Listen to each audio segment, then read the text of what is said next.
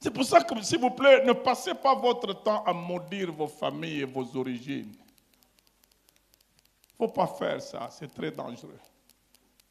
Est-ce que vous avez une tribu comme celle de Jésus?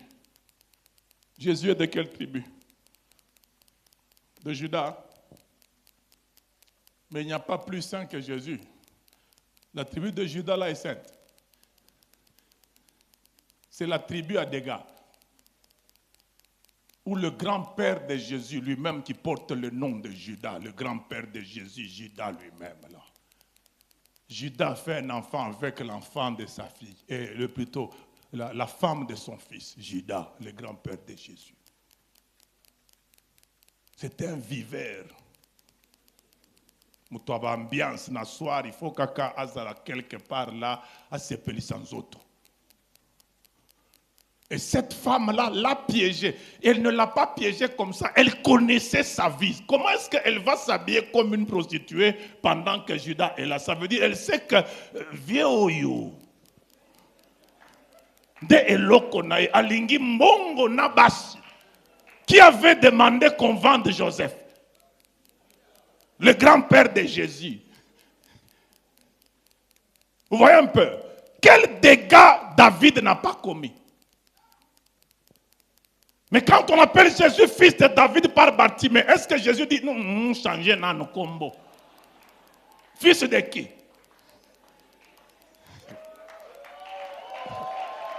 Vous voyez les origines de notre Seigneur. Mais il est pris en charge malgré ses origines dangereuses. Il y a même une étrangère maudite qui s'est infiltrée là, Ruth, Moabite, qui s'est infiltré là-bas, mais Jésus est quand même sorti par là. Et ce que j'aime dans l'Apocalypse, on l'appelle le lion de la tribu de Juda. Ça veut dire, quels que soient les dégâts qu'il y a eu chez vous, tu peux devenir lion et lionne de chez vous, porté par Dieu, prise en charge par Dieu. Tu es capable de nettoyer tous les dégâts et de donner une réputation divine à cette famille charnelle-là. Ne la maudis pas, aime cette famille-là, bénis-moi cette famille-là. Réjouis-toi devant Dieu en disant, voilà la famille que tu as choisie. Dieu ne peut pas rater dans ses choix. La Bible dit, toute grâce excellente et tout don parfait descend d'en haut. Si Dieu t'a donné cette famille, elle est excellente pour qu'il réalise son plan avec toi. Ne la maudis pas, aime-la. C'est toi le lion de cette époque. C'est toi la lionne de chez toi. Tout ce que Dieu cherche d'abord entre. À côté, ok, c'est fini. C'est pour ça qu'il faut respecter les parents, les honorer. Même s'ils n'ont pas payé le minerval, ils t'ont transmis ce que personne ne te transmettra jamais, le souffle. Et puis, tokataka balien mingi, il y a balien kokata te. Kitoko na yowana, c'est lien de famille. Entre nous, soit dit, quand on te dit tu es beau, tu es allé acheter la beauté là à la rue. C'est le lien entre ton père et ta mère qui a fait ça. C'est quoi le katana nos liens wana? Quand on te dit tu es beau, tu ne dis pas gloire à Dieu pour la famille. Tu dis Oseki kaka. Tu dois ça à Dieu et à l'alliance de tes parents. C'est ça qui fait que tu es. Même si ils n'ont pas été suffisamment efficaces dans ceci ou dans cela. J'ajoute même s'ils ont été sorciers et ils ont raté de te bouffer. Ça, c'est leur affaire. Ils ont au moins raté. Toi, réjouis-toi seulement que Dieu t'ait transmis le souffle par eux. Et ça ne se remboursera jamais. C'est pour ça que Dieu leur offre un bonus dans le commandement qu'il ne s'offre même pas lui-même. Il dit, tu aimeras l'Éternel ton Dieu, tu le serviras de tout ton cœur et tout ça, ça s'arrête là. Mais quand il arrive devant ses associés, les parents, il dit, honore ton père et ta mère, afin que, et là il y a le afin que, afin que tu vives longtemps et que tu sois heureux sur la terre. Maintenant, ici, j'aimerais nous amener à réfléchir. S'il vous plaît. Tu as des parents sorciers. Ok? Ils sont sorciers, avérés. Tu les as même vus t'ensorceler. Ok. Je t'assure, ce n'est pas leur sorcellerie qui va te sortir de la terre. C'est ta manière de les honorer. Tu as un bouclier de prolongation de ta vie et un bouclier pour que tu sois heureux qui s'appelle honneur. Ah, tu comprends? Ça veut dire, si tu les honores malgré leur méchanceté, toi, le commandement de Dieu te positionne pour que tu sois heureux. Qu'ils soient sorciers, fous, malades ou quoi, si tu les honores, tu seras heureux et tu vivras longtemps sur la terre. Mais malheureusement, on a beaucoup de prophètes immatures qui ont dérangé plusieurs relations et qui ont amené des gens dans la malédiction.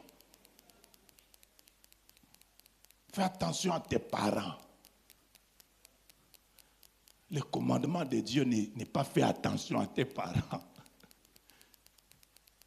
Et puis entre nous soit dit, hein, je commence à aller atterrir. On va venir encore demain.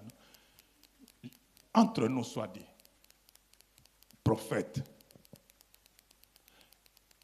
Même si Dieu t'a dit que les parents de tels sont sorciers, est-ce qu'il t'a dit de lui dire ça? Admettons que Dieu ait dit. Admettons, hein, parce que vous pensez que Jésus ne connaît pas la sorcellerie. Pourquoi Jésus n'est pas entré dans la maison des gens et dire Ndokiaza Oyo? Ah, bah, prophète Amekolo, bino bozala kakaba poseur de diagnostic, mais bozala solution.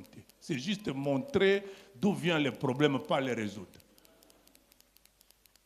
Non. Maintenant, admettons, est-ce que tout ce que Dieu dit est à dire?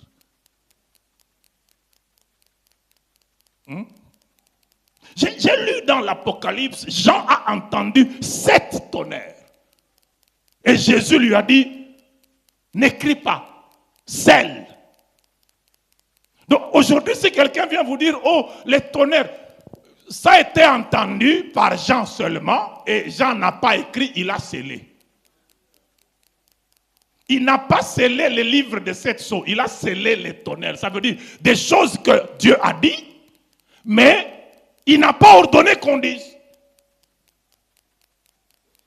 Là, je suis un peu à côté, je vais rentrer. Hein?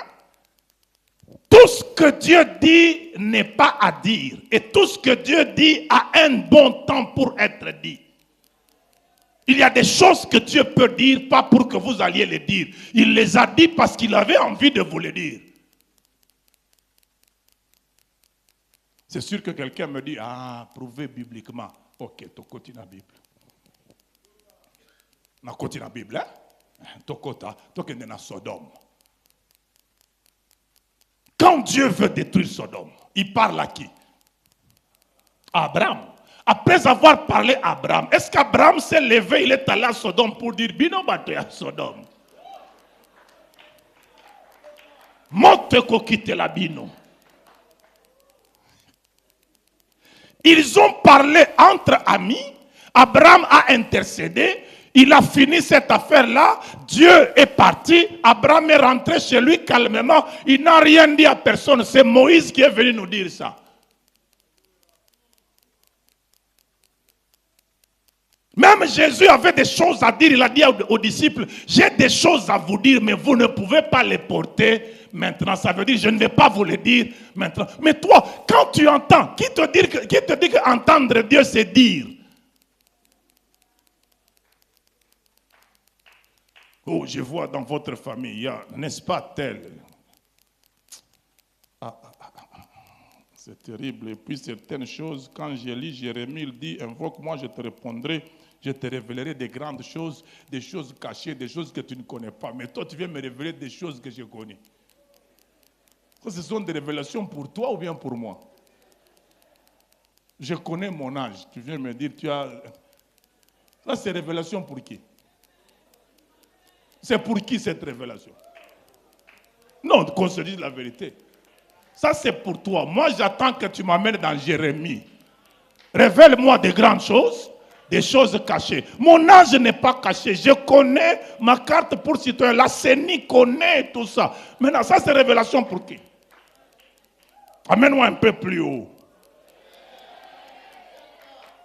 Amen. Acclamons les dieux des prophètes.